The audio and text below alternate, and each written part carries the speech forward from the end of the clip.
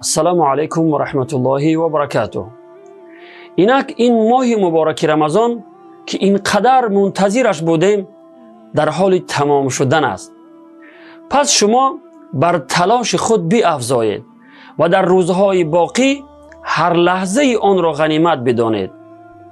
فراموش نکنید که طبق احادیث نبوی اجر و پاداش هر عملی نیک دوچند می شود. مثلا هر نمازی نفلی که در ماه رمضان ادا می شود در اجر و ثواب برابر یک فرضی است که در غیر رمضان ادا می شود. پس این فرصت طلایی را غنیمت دانسته روزهای باقی مانده رمضان را با ذکر و دعا، تلاوت قرآن و نماز شب، صدقه و دیگر کارهای نیک سپری نمایید. شاید رمضان آینده برای ما میسر نشود. و السلام علیکم و رحمت الله و برکاته.